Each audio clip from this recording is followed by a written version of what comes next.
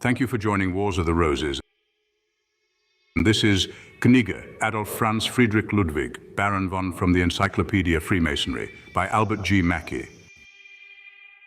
Knigge, Adolph Franz Friederich Ludwig, Baron von. He was at one time among the most distinguished Masons of Germany.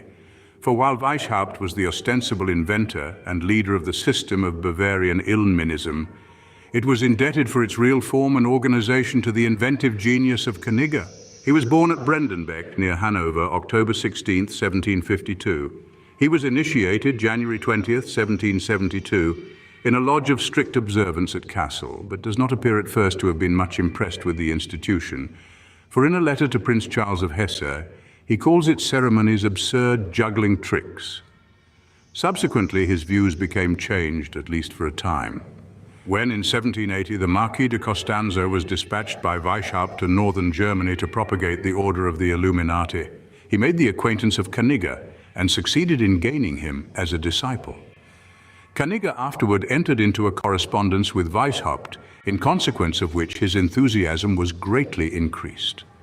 After some time, in reply to the urgent entreaties of Knigge for more light, Weishaupt confessed that the order was as yet in an unfinished state and actually existed only in his own brain, the lower classes alone having been organized.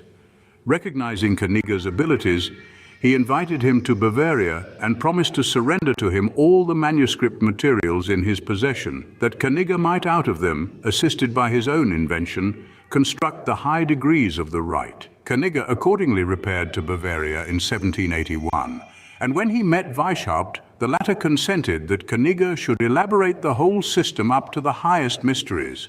This task Knigge accomplished and entered into correspondence with the lodges, exerting all his talents, which were of no mean order, for the advancement of the rite.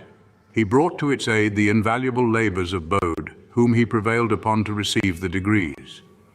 After Knigge had fully elaborated the system and secured for it the approval of the Areopagites, he introduced it into his district and began to labor with every prospect of success. But Weishaupt now interfered, and notwithstanding his compact with Knigge, he made many alterations and additions which he imperiously ordered the provincial directors to insert in the ritual. Knigge, becoming disgusted with this proceeding, withdrew from the order and soon afterward entirely from Freemasonry, devoting the rest of his life to general literature. He died at Bremen, May 6, 1796.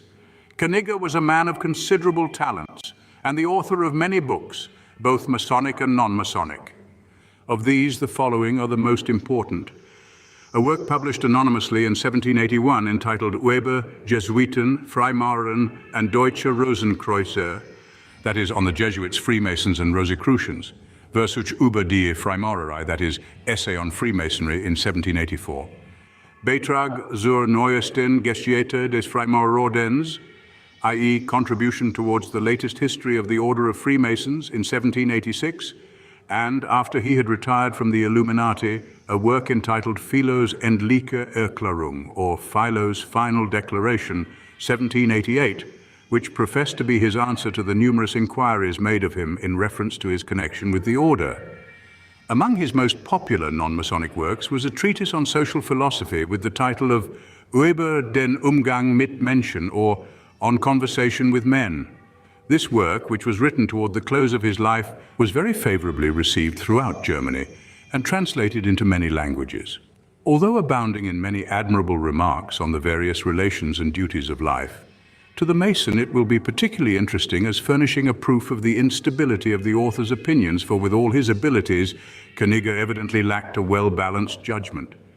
Commencing life with an enthusiastic admiration for Freemasonry, in a few years he became disgusted with it. No long time elapsed before he was found one of its most zealous apostles, and again retiring from the order, he spent his last days in writing against it. In his Conversation with Men is a long chapter on secret societies, in which he is scarcely less denunciatory of them than Barruel or Robison. Thank you for watching, and please don't forget to share, like, subscribe, and comment, and if you can, please consider donating to Wars of the Roses. Links to PayPal and Patreon are in the description. Thank you so very much.